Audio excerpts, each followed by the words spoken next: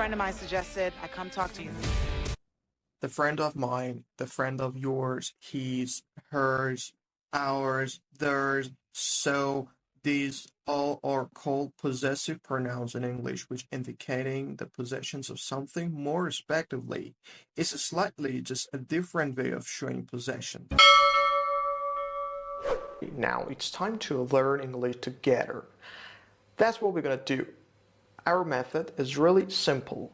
First off, you are going to watch the clip with subtitles.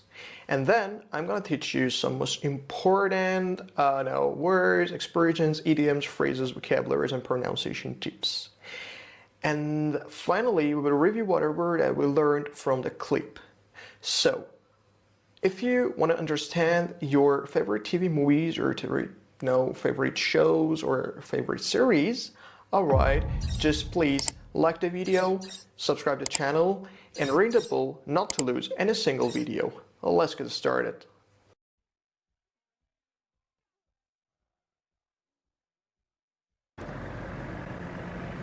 Did you see Fred on your way in? What's that? Fred, the tree on the bridge.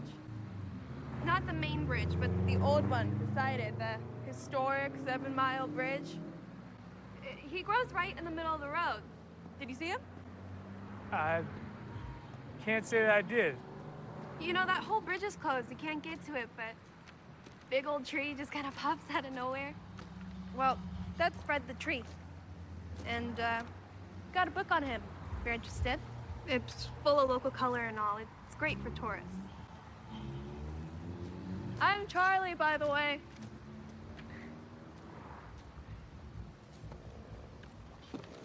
Hey, Charlie. You run this bookstore on your own? No. I am one of the owners, though. What brings you to Glass Key? I'm here to work at a bar. Bartending? No. What other job is there at a bar? Well, the owner's having a little trouble, I guess, and I'm here to clean it up.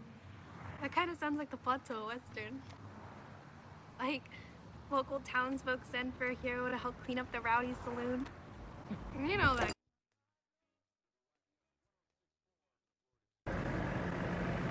Did you see Fred on your way in? What's that? Fred, the tree on the bridge. Not the main bridge, but the old one beside it, the historic 7-mile bridge. He grows right in the middle of the road. Did you see him? I can't say that I did. The phrase, I can't say I did, typically implies that the speaker is denying having done something, or is expressing doubt or uncertainty about having done something. It's often used in a context where someone is asked if they have performed a specific action or experienced something, and the response indicates that they haven't. For example, did you finish the report? I'm not sure. I can't say I did. Or for example, I ask you this question. Did you practice English yesterday? You are doubtful about this, alright? And you answer doubtedly. I'm not sure. I don't know. Maybe I can't say I did. You know, that whole bridge is closed. You can't get to it, but big old tree just kind of pops out of nowhere. Well, that's Fred the tree. And, got a book on him, if you're interested. It's full of local color and all. It's great for tourists. I'm Charlie, by the way.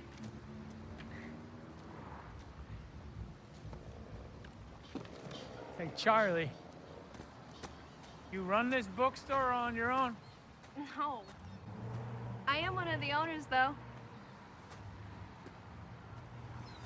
What brings you to Glass Key? The phrase, what brings you here or what brings you to the city or anywhere, is a common and friendly way to ask someone why they are visiting a particular place. It's a good conversation starter for three types of people. The first one will be good for newcomers. You can use it to ask someone about why they are, in your city. Or for tourists, It's a natural question to ask someone who seems to be visiting your city for leisure. Or the third group would be the people at events. If you meet someone at a conference or event held in a specific city, you can use this phrase to learn more about their reason for being there. I'm here to work at a bar. Bartending? No. What other job is there at a bar? The owner's having a little trouble, I guess, and I'm just here to clean it up. That kind of sounds like the plot to a Western. Like, local townsfolk send for a hero to help clean up the rowdy saloon. As you know the story, Dalton is here to help an bar owner which is in trouble, and he says that, I'm here to help. I'm here to, clean something up. So in this context, clean up means, dealing with a situation or a problem and bringing that into a successful conclusion.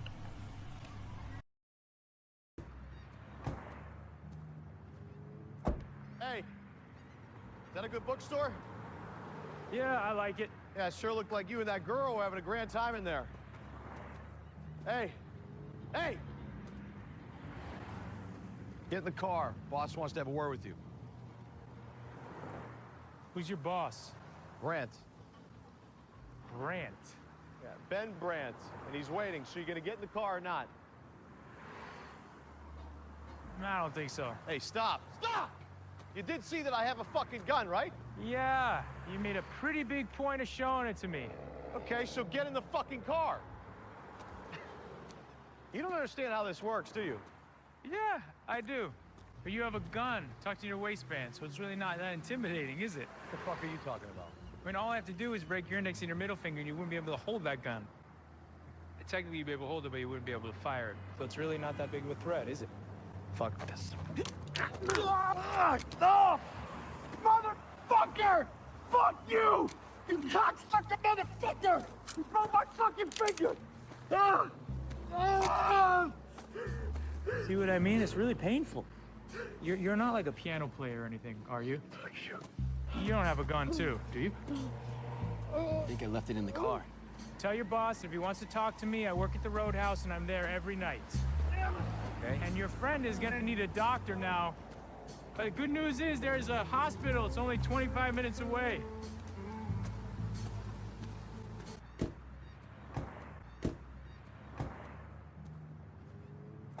Hey, is that a good bookstore?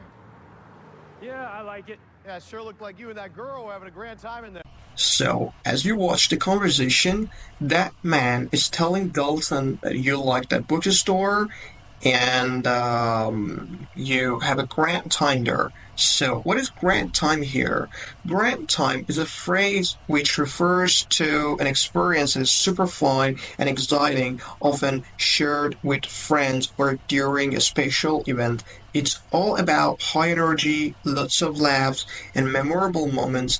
And there are some similar words for grant time that you might be interested to know. For example, great time, fabulous time, wonderful time, fantastic time, marvelous time, delightful or joyful, and blah blah blah.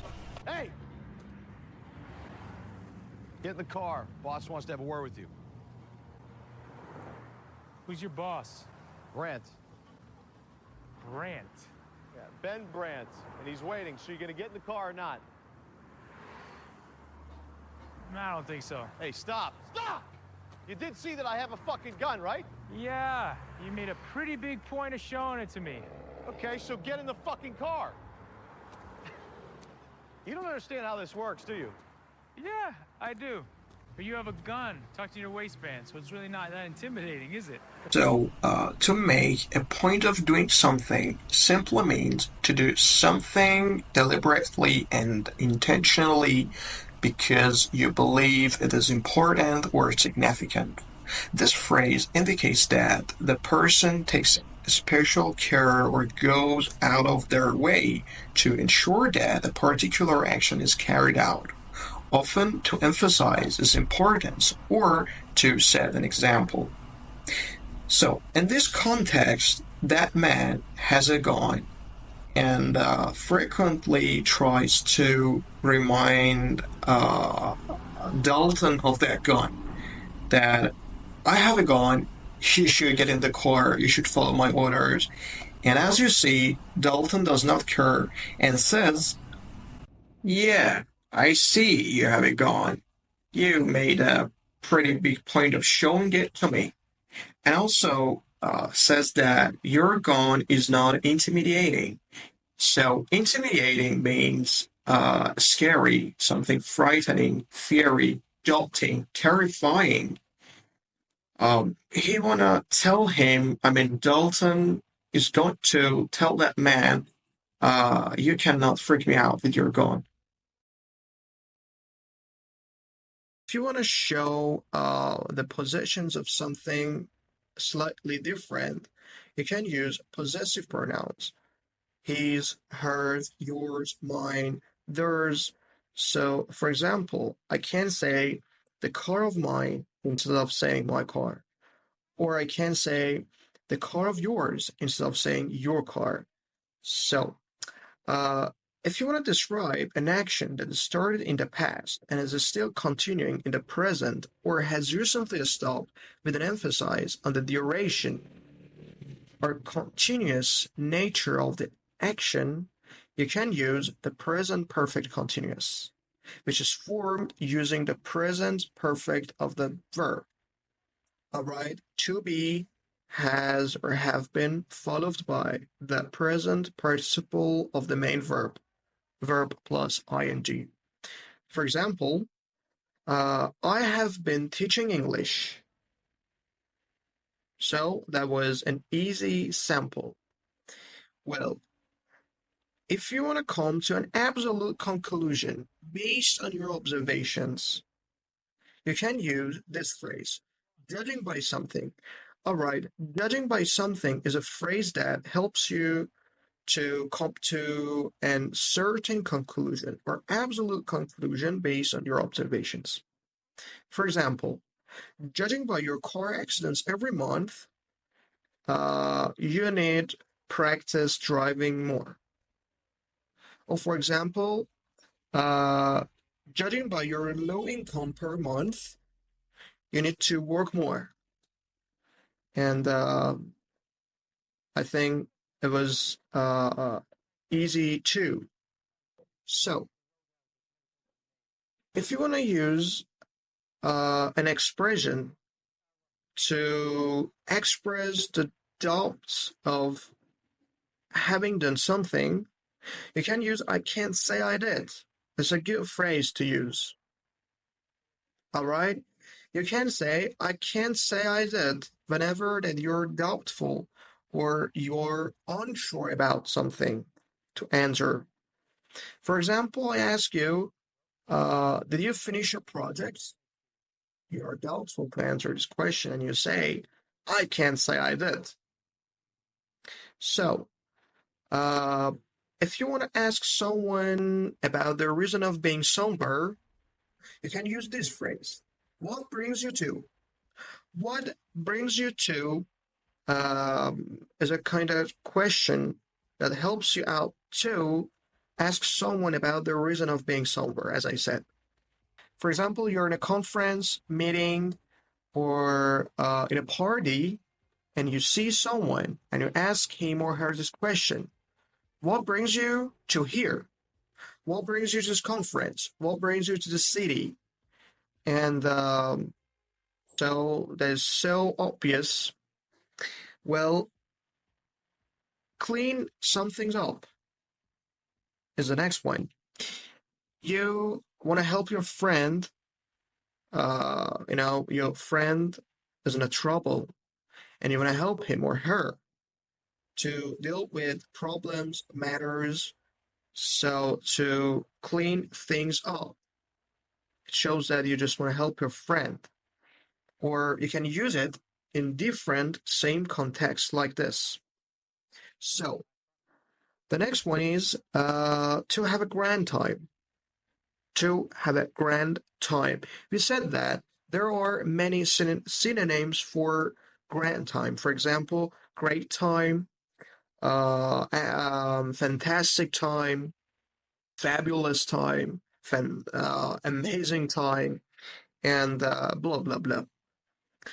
So, and the next one is to make a point of doing something. So, if you do something deliberately based on intentions because you consider it important, you can use this phrase to make a point of doing something. So, I make point of teaching English because I consider it something important. All right, that was so easy to understand. So please put it in different contexts to practice more. Well, and the last one is intimidating. Intimidating is a word that has a couple of synonyms. For example, terrifying, scary, fiery, frightening, scary, daunting. So, guys, that was all things that we learned from the clips. Well, every week we have some clips. Please comment down below if you have any suggestion for the upcoming clips. Bye for now. I have no more word to say. Take care